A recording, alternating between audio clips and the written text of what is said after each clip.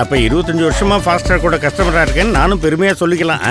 Download Fastrack taxi. அதாவது இந்திய அரசியலமைப்பு சட்டம் என்ன சொல்கிறது என்றால், ஒரு ஆளுநர் மாநில அமைச்சரவையின் ஆலோசனை பெற்று இயங்க வேண்டும் என்று முதலில் சொல்கிறது. இரண்டாவதாக, எந்த சட்டம், தமிழக சட்டமோ ஏதேனும் ஒரு தீர்மானமோ தமிழக சட்டப்பேரவையில் நிறைவேற்றப்பட்டால்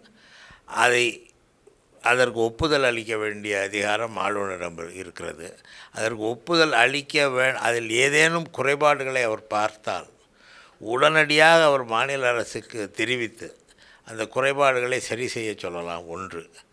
இரண்டாவதாக, அது ஒன்றிய அரசின் கட்டுப்பாட்டுள்ள ஏதேனும் ஒரு துறையில் அதற்கு நிகரான ஒரு சட்டம் இருக்கும்பொழுது அந்த சட்டத்தோடு இந்த சட்டம் முரண்பட்டால் அப்பொழுது குடியரசுத் தலைவருக்கு அனுப்பலாம் என்று சொல்கிறது. எந்த காரணத்தை கொண்டும் அந்த சட்டத்தையோ தீர்மானத்தையோ தேவையின்றி கால வரைமுறையின்றி அதற்கு அனுமதி கொடுக்காமல் ஒப்புதல் வழங்காமல் இருப்பது என்பது அரசியலமைப்பு சட்டம் அனுமதிக்கவில்லை. இதைத்தான் இந்த ஆளுநர் செய்தார். தமிழ்நாட்டு சட்டமன்றத்தில் நிறைவேற்றப்பட்ட பல தீர்மானங்களை அவர் அப்படியே வாங்கி வைத்து கொண்டு அதற்கு ஒப்புதல் அளிக்காமல் வைத்திருந்ததனால்தான் நாங்கள் நீதிமன்றம் நாட வேண்டியதாக இருந்தது. நீதிமன்றம் அந்த அரசியல் அமைப்பு சட்ட விதிகளின்படி ஒரு ஆளுநர் எப்படி நடந்து கொள்ள வேண்டும் என்பதை தெளிவாக சொல்லியிருக்கிறது. ஒரு சட்டமன்றம் என்பது மக்களால் தேர்ந்தெடுக்கப்பட்ட ஒரு அவை, மக்கள் பிரதிநிதிகளை கொண்ட ஒரு அவை. அவர்கள் தான் ஆட்சி செய்கிறார்கள். இந்த மாநிலத்தை பொறுத்தவரை ஜனநாயகத்திலே 5 ஆண்டுகளுக்கு ஒரு முறை தேர்தல் நடைபெற்று மக்கள் தாங்கள் விரும்பும் ஒரு அரசை தேர்ந்தெடுத்து அவர்களுடைய ஆட்சியின் மீது நம்பிக்கை வைத்து அவர்கள் ஆட்சி நடத்த அனுமதிப்பார்கள். ஆனால் ஒன்றிய அரசால் நியமிக்கப்பட்ட ஒருவர், அந்த மக்கள் பிரதிநிதிகள் மக்களால் தேர்ந்தெடுக்கப்பட்ட ஒரு அவையில் நிறைவேற்றப்பட்ட சட்டத்தை அனுமதிக்காமல் வைத்திருப்பது என்பது ஜனநாயக விரோதமான செயல். முதலில் ஜனநாயகத்துக்கே எதிரானது, அதேபோல் அரசியலமைப்பு சட்டத்திற்கும் எதிரானது. இதைத்தான் உச்சநீதிமன்றம் நேற்று தெளிவாக சொல்லியிருக்கிறது. ஆளுநர் என்பவர் சில கடமைகளை செய்வதற்கு, விதிப்படி செய்வதற்கு அவர் கட்டாயம் செய்தாக வேண்டும், அதை மீற முடியாது என்பதைத்தான் தெளிவாக நேற்று உச்சநீதிமன்ற தீர்ப்பு வெளிப்படுத்தி இருக்கிறது.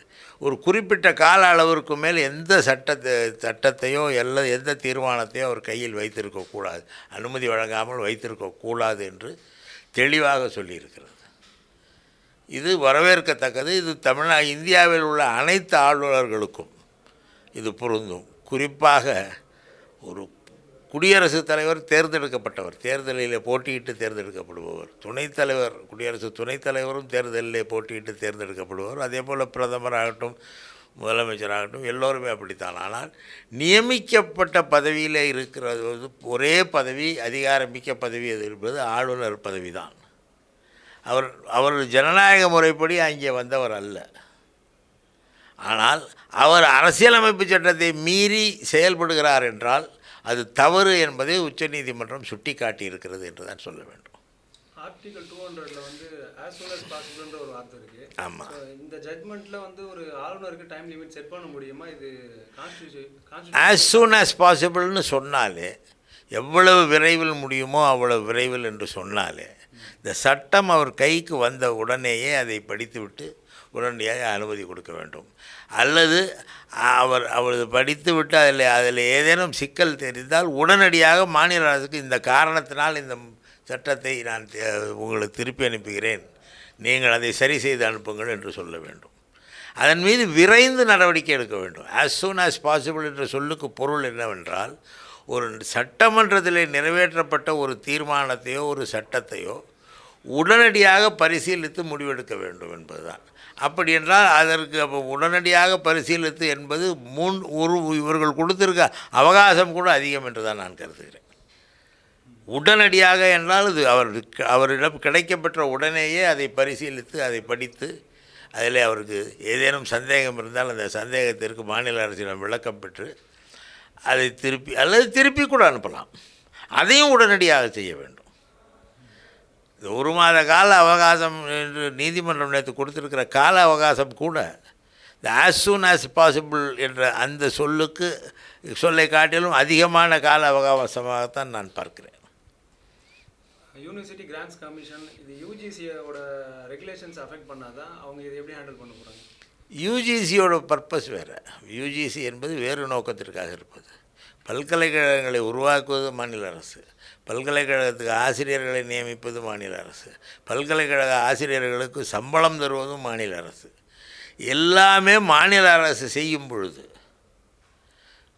துணைவேந்தரை மட்டும் நான் நியமிப்பேன் என்று ஆளுநர் சொல்வது, அந்த கல்வி முறை இப்பொழுது இங்கே உள்ள பிரச்சனை தெரிகிறது. இந்தியாவிலேயே கல்வி நிலையிலே முதலிடத்தில் இருக்கிற ஒரு மாநிலம் தமிழ்நாடு. இதை பார்த்து மற்ற மாநிலத்தவர் கற்றுக்கொள்ள வேண்டுமே தவிர, இந்த மாநிலத்தில் முன்னேற்றத்தில் இருக்கிற கல்வி முறையை ஒழித்துவிட பார்ப்பது என்பது மக்களுக்கு செய்கிற துரோகம். எனவே அந்த வகையிலும் இது தவறு. திரு ராமதாஸ் அவர்கள் ஒரு ட்வீட் பண்ண போட்டிருக்காரு, அந்த அண்ணா சொன்னதை குறிப்பிட்டு அதை எப்படி பார்க்குறீங்க? ஆட்டுக்கு தாடியும் அந்த பதவி, அதுதான் சொன்னார், நியமன பதவி. அந்த பதவி ஒரு பெரிய செல்வாக்கான பதவி இல்லை என்பதை பல உதாரணங்கள் மூலம் எனக்கு நான் எடுத்து காட்ட முடியும். ஒரு உயர்ந்த பதவி எந்தவித நியமனமும் இல்லை, எந்தவித தேர்ந்தெடுப்பதலும் இல்லாமல் குடியரசுத் தலைவரால் நியமிக்கப்படுகிற ஒரு பதவி அது நியமன பதவி. நியமன பதவியில் இருப்பவர்கள் அந்த விதிப்படி நடக்க வேண்டுமே தவிர விதிகளை மீறி தன்னிச்சையாக நடக்க அதிகாரம் கிடையாது. முதலில் ஒன்று. இரண்டாவதாக, ஆளுநர் பதவி எதற்கு என்று எல்லோரும் கேள்வி கேட்கிறார்கள். நம் தமிழ்நாட்டிலே ஆளுநர் இதுவரை ஒரு சட்டமன்றத்திலே ஒரு அரசியலமைப்பு சட்டம் என்ன சொல்கிறது என்றால், மாநில அமைச்சரவையின் ஆலோசனையில் பேரில் தான் ஆளுநர் நடந்து கொள்ள வேண்டும் என்று தெளிவாக சொல்கிறது. சட்டமன்றத்திலே ஆளுநர் உரை என்பது மாநில அரசின் கொள்கை திட்டங்கள் குறித்த உரையே தவிர ஆளுநருக்கான சொந்த உரை அல்ல. அதை அமைச்சரவை அமர்ந்து அந்த உரையை தயார் செய்து இந்த ஓராண்டு காலத்துக்கு இந்த அமைச்சரவை என்ன செய்ய போகிறது என்பதை மக்களுக்கு தெரிவிப்பதற்கான உரை. அதை கூட அவர் படிக்க மறுக்கிறார் என்றால், ஜனநாயகப்படி தேர்ந்தெடுக்கப்பட்ட ஒரு அரசின் உரையை அவர் அந்த அரசின் நிர்வாகத் தலைவர் என்ற முறையிலே அவர் படிக்க வேண்டியது அவருடைய கடமை.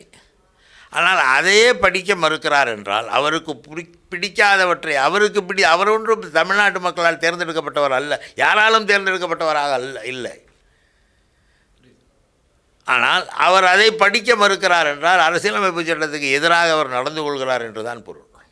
ஆனால் இந்த ஜட்மெண்ட் வந்தாலுமே அவர் தொடர்ந்து செயல்பட தானே போகிறார் ஆளுநராக செயல்படுறது வேறு. இப்படி தான் செயல்படணும்னு சட்டம் சொல்லிடுச்சுல. இப்போ இதை மீறி செயல்பட்டால் நாங்கள் வேறு வழக்கு தொடரலாம் இல்லை, மறுபடியும் வழக்கு தொடர்றதுக்கு உச்சநீதிமன்றமே வழி செய்திருக்கிறது என்று தான் பொருள். அவர் தொடர்கிறார் என்றால் அவருக்கு அந்த உச்சநீதிமன்றம் கொடுத்த அடியை பற்றி அவர் கவலைப்படவில்லை என்று அர்த்தம், அவ்வளவுதான்.